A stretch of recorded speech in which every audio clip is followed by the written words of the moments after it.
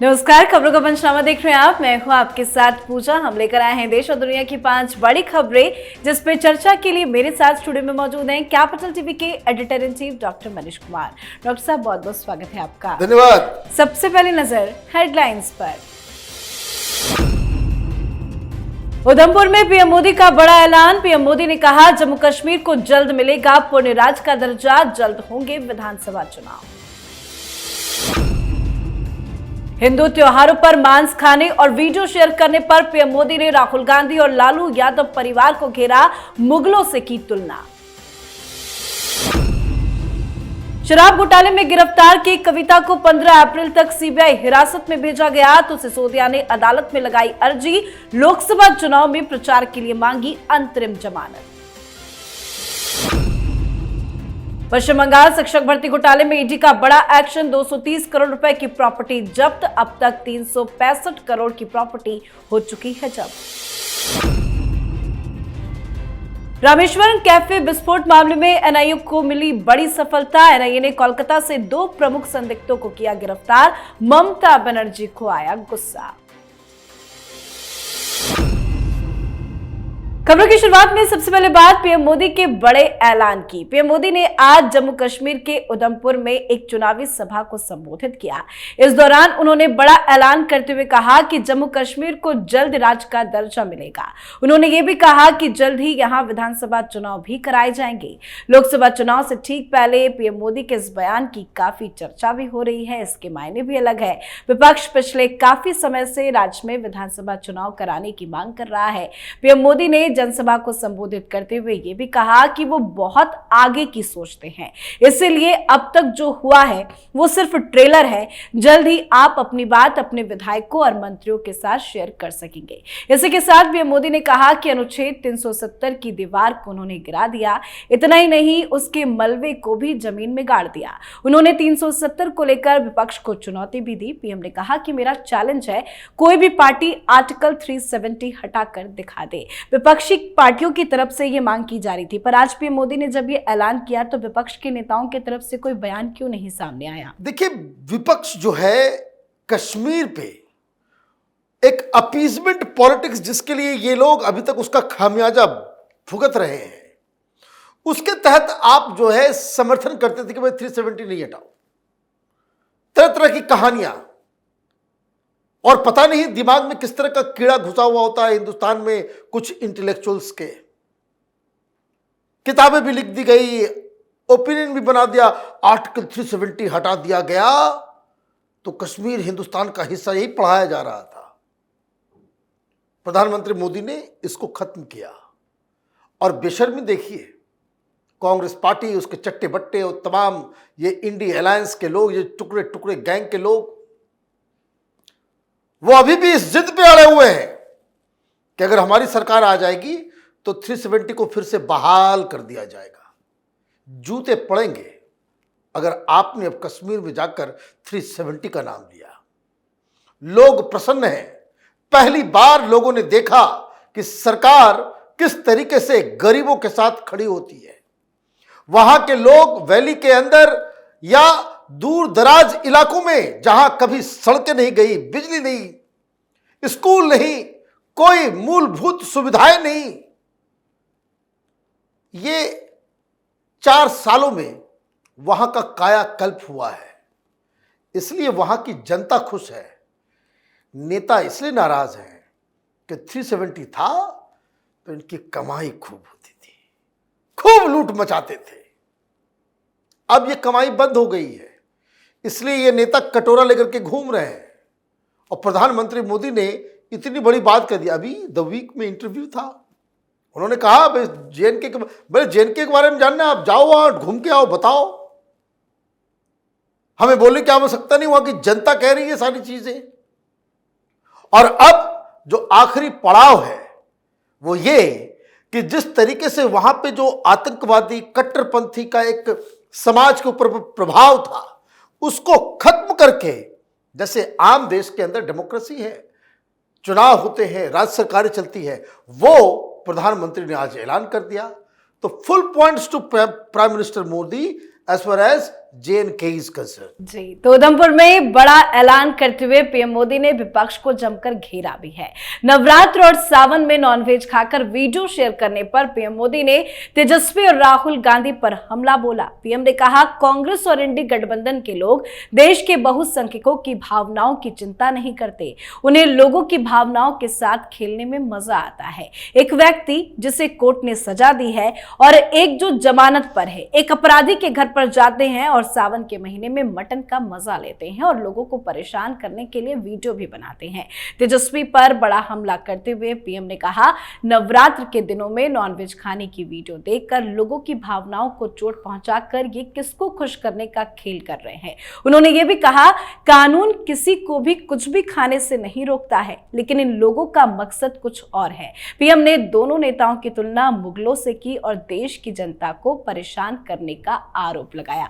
बात तो सही है कि आप कुछ भी खा सकते हैं, लेकिन वीडियो बनाकर शेयर करना ये कैसे मान सकता है राहुल गांधी और तेजस्वी यादव की? देखिए, तेजस्वी यादव हेलीकॉप्टर के ऊपर, हाँ, मल्ला किंग के साथ, ये दोनों गरीबों के मसीहा हैं। यही कहते हैं ना, गरीबों के मसीहा है। मछली कहां खाया जा रहा है? हेलीकॉप्टर के ऊपर। अच्छी बात है भाई, कुछ और ऐसा काम करो कि और भी मल्ला और भी यादव इस तरीके से हेलीकॉप्टर को अफोर्ड कर सके।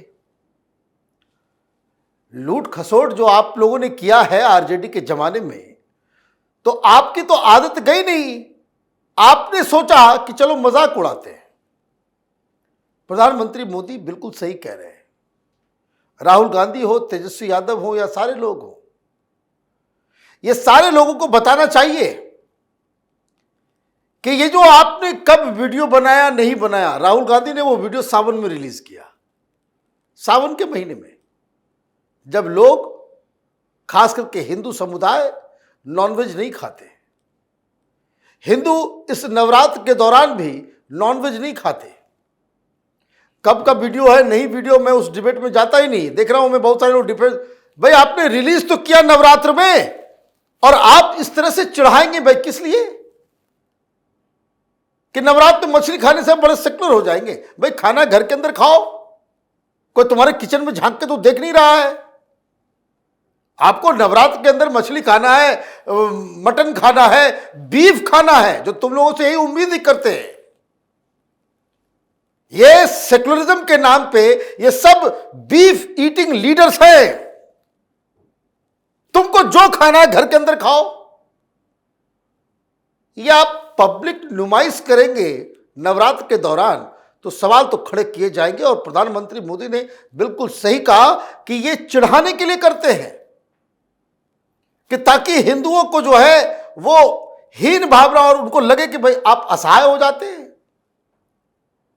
तो इन लोगों को तो ये भी पता करना चाहिए, जो हालांकि कौन क्या खाता है नहीं खाता है वो उसका प्राइवेट मसला है, लेकिन नेताओं के फूड हैबिट्स को भी ढूंढना जरूरी है। ये पता करना जरूरी है कि जो हिंदू बनकर के घूम रहे हैं कई सारे विपक्षी नेता, उसमें गाय खाने वाले कितने लोग हैं। तब इन लोगों को जब तक नेम एंड शेम नहीं किया जाएगा तब तक इनके अकल ठिकाने नहीं आएंगे। जी, अब बात करते हैं शराब घोटाले की, जिस पर ताबड़तोड़ कार्रवाई की जा रही है। केजरीवाल हो, मनीष सिसोदिया हो या फिर के कविता, किसी को भी राहत नहीं मिल रही है। कल ही सीबीआई ने के कविता को गिरफ्तार किया था, जिसके बाद सीबीआई ने के कविता को आज कोर्ट में पेश किया। 5 दिन की रिमांड की मांग की गई थी, जिस पर कविता को आगामी 3 दिनों तक यानी 15 अप्रैल तक के लिए सीबीआई की रिमांड में भेज दिया गया है। सीबीआई ने के कविता को घोटाले का मुख्य साजिशकर्ता भी करार दिया। तो वहीं मनीष सिसोदिया ने एक नई अर्जी कोर्ट में दाखिल की है। सिसोदिया ने अपनी अर्जी में लोकसभा चुनाव में प्रचार करने के लिए अंतरिम जमानत मांगी है, जिस पर 20 अप्रैल को सुनवाई होगी। के कविता को कितना बड़ा झटका और मनीष सिसोदिया को अचानक से चुनाव प्रचार की चिंता क्यों होने लगी है? देखिए, ये लोग कहते हैं आम आदमी है और हर चीज में इनको चाहिए स्पेशल ट्रीटमेंट। भाई कौन हो तुम? घोटालेबाज? क्या तुम्हारी हस्ती है? तुम कौन से बड़े नेता हो गए जो तुमको चुनाव प्रचार के लिए स्पेशल अरेंजमेंट किया जाए? भाई कानून में कहां लिखा हुआ है? किस कानून में लिखा हुआ? यही कहता है ना ये केजरीवाल, ये तिहाड़ी चीफ मिनिस्टर यही कहता है ना कि संविधान में कहां लिखा हुआ है कि चीफ मिनिस्टर जेल जाएगा तो इस्तीफा देना पड़ेगा? तो संविधान में कहां लिखा हुआ है कि तुम नेता हो तो तुमको प्रचार के लिए तुमको जेल से जो आजादी मिल जाएगी, जमानत दे दिया जाएगा? ये सब फ्रॉड लोग हैं। यहां आम आदमी पार्टी के अंदर कोलाहल मचा हुआ है। आपको मैं बता दूं, आज ब्लैक एंड व्हाइट में बताऊंगा, आपस में ही एक दूसरे का स्टिंग ऑपरेशन कर रहे हैं। यह हालत आ गई है। ये सब चोर चोर मोसेरे भाई, इन लोगों ने मिलकर पार्टी बनाई और उसके बाद ये लोग आपस में कुत्ते बिल्ली की तरह लड़ाई लड़ रहे हैं कि कौन बनेगा मुख्यमंत्री। अभी देखिए, अभी तो खेल आप देखते जाइए। के कविता ने आज मुसीबत बढ़ा दी। केजरीवाल आज जेल में जो है उसको कपकपी लग गया होगा कि भाई ये क्या चक्कर है के कविता का, क्योंकि सीबीआई ने दावा किया कि एक बिजनेसमैन वो केजरीवाल से मुलाकात करता है और सीबीआई ने कहा इसके सारे सबूत हमारे पास है, सारे सबूत हमारे पास है कि एक हैदराबाद का बिजनेसमैन केजरीवाल से मिलता है। केजरीवाल उसको कहते हैं कि के कविता से जाकर के मिलो। के कविता से वो जाकर के मिलता है तो उसको के कविता कहती है भाई 100 करोड़ रुपए इकट्ठा करो। 50 करोड़ वो बिजनेसमैन देता है और के कविता कहती है कि सारे पैसे विजय नायर को दो। कह रहे घोटाला नहीं हुआ? कहां है मनी चेन? ये सारा चेन और सारी जंजीरें वो सब केजरीवाल के सामने ईडी और सीबीआई रखेगी। तो ये बेकार की चीजें, रोज कुछ न कुछ जो है। आज इनके दोस्त को भेज दिया गया 15 दिन और न्यायिक हिरासत जो है सिसोदिया का, वो जेल में पीसते रहो चक्की। मैं बार बार कहता हूं, झूठा व्यक्ति जो होता है ना, कभी कभी वो पकड़ाता है तो चारों तरफ से वो घिर जाता है, तो भागने का उसको रास्ता नहीं मिलता है।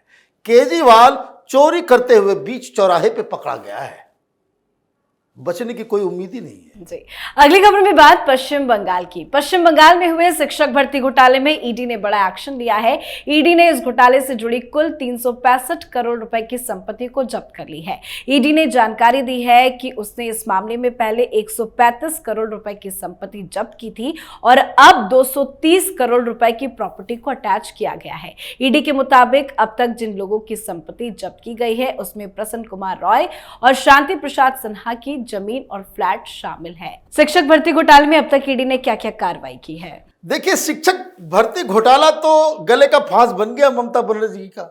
आज देखिए भाषण दे रही थी, गुस्से में लाल। क्यों? माल पकड़ा गया उधर।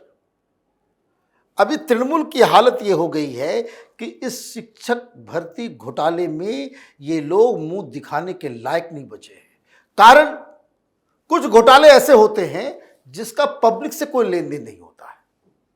जैसे 2G 3G कांग्रेस वाले ने कर दिया, पब्लिक को उतना ज्यादा पता नहीं होता, बस उनको फिगर मालूम चलता है। लेकिन कुछ घोटाले ऐसे होते हैं जो डायरेक्टली जनता को इंपैक्ट करते हैं। ये घोटाला किस चीज का है? ये घोटाला है कि हम तुमको टीचर की नौकरी देंगे।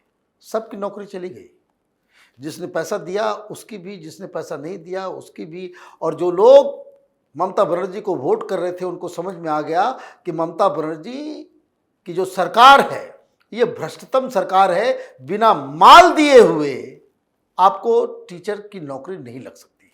ये इस घोटाले ने किया। अब पार्थ चटर्जी के घर में मिल गया, उसकी गर्लफ्रेंड जो थी, मैं तो नाम भी भूल गया उसका, उसकी गर्लफ्रेंड के घर पे मिला 350 करोड़ कैश, नोटों का पहाड़। वो पीछा छोड़ नहीं रहा है। तो ये देखिए कि किस तरीके से लगातार, ये शुरुआती दौर में ही 500-600 करोड़ बताया जा रहा था, अब तो ये 1000 करोड़ के ऊपर पूरा जो है जब्ती और कैश जो है वो पकड़ा गया है। और ये घोटाला है कि वो धीरे धीरे अभी बढ़ता ही जा रहा है। और मैं आपको बता दूं, पूरे बंगाल में अभी इस जांच की आंच नहीं पहुंची है। ममता बनर्जी के लिए ये घोटाला बड़ा ही मारक सिद्ध होने वाला है। जी, आज की आखिरी खबर में बात बेंगलुरु के रामेश्वर कैफे में हुए धमाके के मामले में एनआईए को मिली बड़ी सफलता की। एनआईए ने रामेश्वरम कैफे विस्फोट मामले में 2 फरार आरोपियों को कोलकाता के पास से गिरफ्तार कर लिया है। दोनों ही आरोपी अपनी झूठी पहचान बताकर बंगाल में छिपे हुए थे। आरोपियों की पहचान मुनव्विर हुसैन साजिब और ए मथीन अहमद ताहा के रूप में हुई है। एनआईए के अधिकारियों ने कहा है कि साजिब ने कैफे में विस्फोटक रखा था और ताहा विस्फोट का प्लान बनाने और उसे अंजाम देने का मुख्य साजिश करता है। गिरफ्तारी पर ममता बनर्जी का रिएक्शन भी सामने आया है। एनआईए ने गिरफ्तारी की है तो ममता बनर्जी क्यों बौखला रही हैं? ममता बनर्जी को लग रहा है कि भाई एनआईए बदनाम कर रहा है कि देखिए बंगाल के लोग जो है वो टेररिज्म में इन्वॉल्व। अरे टेररिज्म में इन्वॉल्व नहीं है।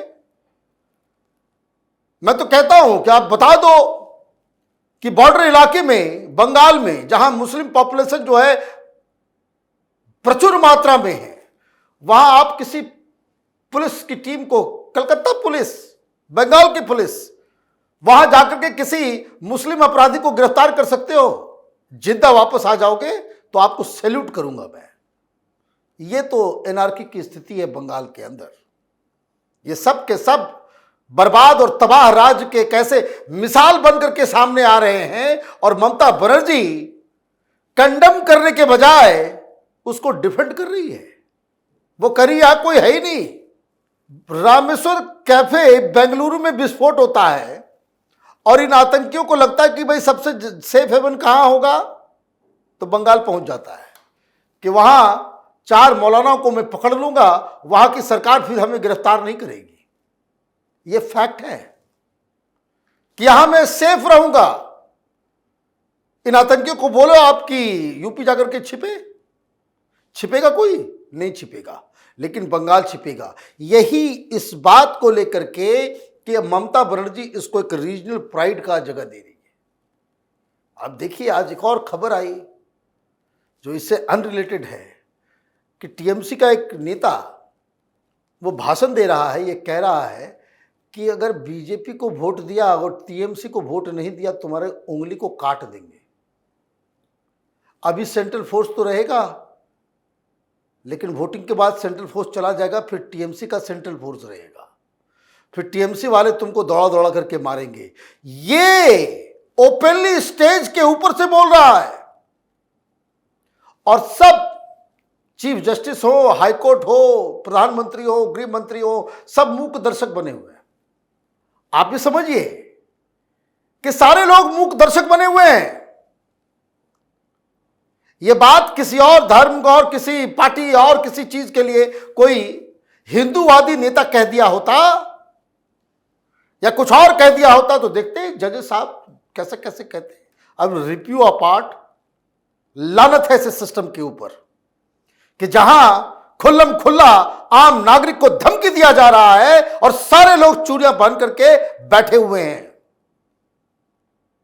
ये सिस्टम ज्यादा दिन तक ऐसे टिक नहीं पाएगा। जी, बहुत बहुत धन्यवाद बातचीत के लिए। धन्यवाद। खबरों का पंचनामा में आज के लिए फिलहाल इतना ही। देश विदेश की बाकी खबरों और उनके सटीक एनालिसिस के लिए देखते रहिए कैपिटल टीवी। हमें लाइक कीजिए, शेयर कीजिए और कैपिटल टीवी को सब्सक्राइब कीजिए। नमस्कार।